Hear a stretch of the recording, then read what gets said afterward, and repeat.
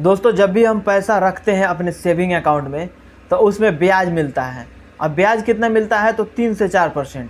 अगर private bank है तो उसमें 4% भी मिल जाता है और सरकारी बैंक रहता है तो उसमें 3% 2.5% मिलता है। सेविंग अकाउंट में अगर पैसा रखा जाता है तो सालाना ये मिलता है, ये नहीं मंथली 2-3% 4%, ये सालाना 3 से 4% मिल जाता है।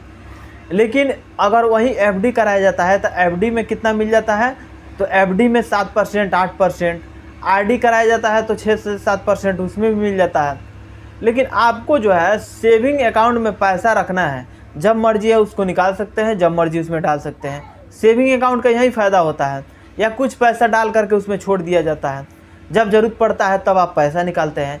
लेकिन उस पैसा पे क्या आप कभी सोचे हैं कि जो हमको आरडी एफडी कराने में जो इंटरेस्ट रेट मिलता है, जैसे कि आरडी एफडी कराते हैं तो 7 से 8% मिलता है, क्या वो इंटरेस्ट रेट हम जो सेविंग अकाउंट में पैसा रख रहे हैं उस पर हम पा सकते हैं कि नहीं?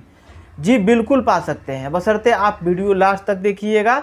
वीडियो में आगे बढ़ने से पहले आप लोग छोटा सा रिक्वेस्ट है कि अभी तक मेरे चैनल को सब्सक्राइब नहीं किया तो सब्सक्राइब कर लीजिएगा और बेल आइकन को प्रेस कर लीजिएगा ताकि सभी नोटिफिकेशन आप लोगों को मिलता रहेगा। जब कभी भी हम बैंक में जाते हैं तो अपना पैसा डिपॉजिट करते हैं अपना सेविंग अकाउंट में। करेंट अकाउंट तो एक भी ब्याज नहीं देता है, आपको मालूम है, क्योंकि करेंट अकाउंट जो होता है ना उसमें पैसा कितना भी निकाल सकते हैं और कितना भी डाल सकते हैं, उसमें करेंट अकाउंट में यही फ़ायदा होता है। लेकिन आपको ब्याज कभी नहीं मिलेगा, जब मिलेगा ब्याज तो सेविंग अकाउंट में ही मिलेगा। सेविंग अकाउंट में ब्याज मिलता है लेकिन बहुत ही कम मिलता है। सबसे पहले तो ये बैंक का ये रूल रेगुलेशन रहता है कि अगर उसमें आप पैसा डाल रहे हैं तो उतना मिनिमम अमाउंट रखना पड़ेगा जितना बैंक आपको कह रहा है।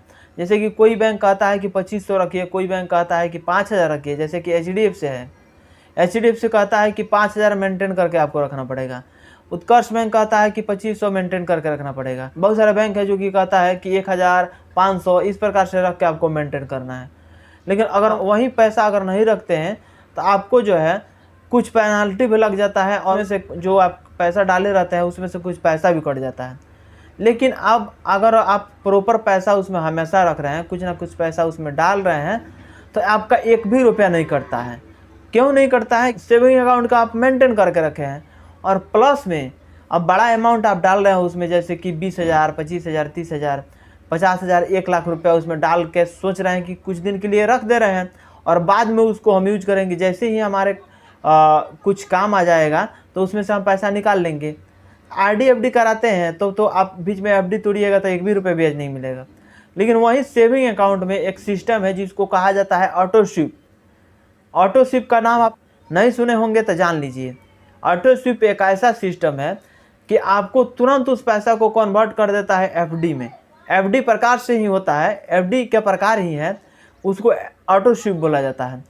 ऑटो स्वीप में क्या होता है कि आप जैसे ही आप पैसा अकाउंट में डालते हैं वैसे ही आपका पैसा जो है ऑटो स्वीप में चला जाता है।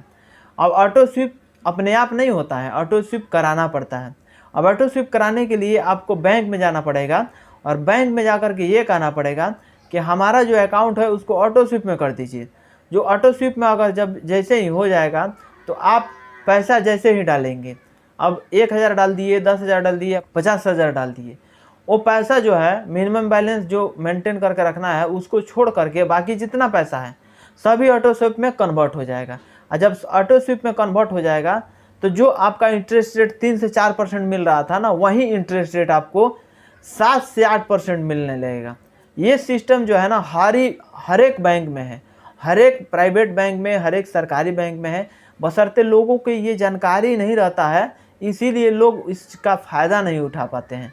अब मान लीजिए आप हमेशा आपके अकाउंट में 40 से 50,000, आपका कोई बिजनेस है जो कि आपके अकाउंट में हमेशा पैसा आ रहा है, हमेशा निकाल रहे हैं, तो जो है आपका अकाउंट सेविंग अकाउंट है, तो उस पैसा को आप रख रहे हैं तो रखने से क्या फ़ायदा अगर इंटरेस्ट रेट उसमें कुछ मिलवे नहीं करे।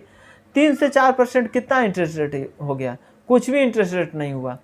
तो अगर उस पैसा पे आप सोच रहे हैं कि कुछ पैसा अगर हम रख रहे हैं बैंक में तो इंटरेस्ट रेट जो है ना ज़्यादा हमको मिले, तो इंटरेस्ट रेट अगर आपको ज़्यादा चाहिए तो सबसे पहले ऑटो स्वीप में कन्वर्ट कराना ही पड़ेगा। अब ऑटो स्वीप का ये सुविधा है कि जो आपका एफडी में पैसा इंटरेस्ट रेट मिलता है वही इंटरेस्ट रेट आपको ऑटो स्वीप में भी मिलता है।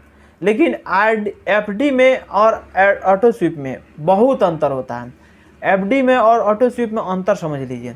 जैसे कि एफडी आप करा लिए पैसा को 10 साल के लिए, तो 10 साल के अंदर अगर अपना एफडी तोड़ते हैं तो उसका इंटरेस्ट रेट बिल्कुल 0 के बराबर मिलेगा।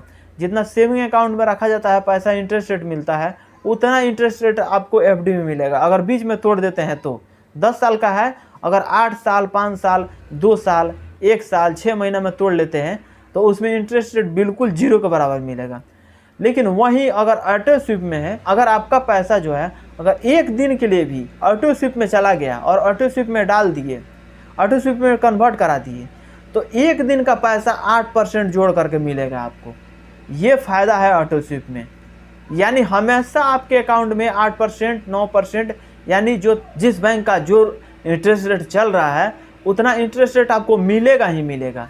तो ये फ़ायदा है ऑटो स्वीप में। लोग एफडी कराते हैं, लेकिन मैं सजेशन करूंगा कि आप ऑटो स्वीप में करा लीजिए, ऑटो स्वीप में कन्वर्ट करा लीजिए। तो जो एफडी में इंटरेस्ट रेट कमा रहे हैं ना, उससे ज़्यादा इंटरेस्ट रेट आपको ऑटो स्वीप में मिल जाएगा। आशा करता हूँ ये जानकारी आपको अच्छा लगा होगा तो दोस्तों के पास शेयर कर दीजिएगा, एक लाइक कर दीजिएगा। मिलेंगे अगली वीडियो में। आज के लिए बस इतना है। जय।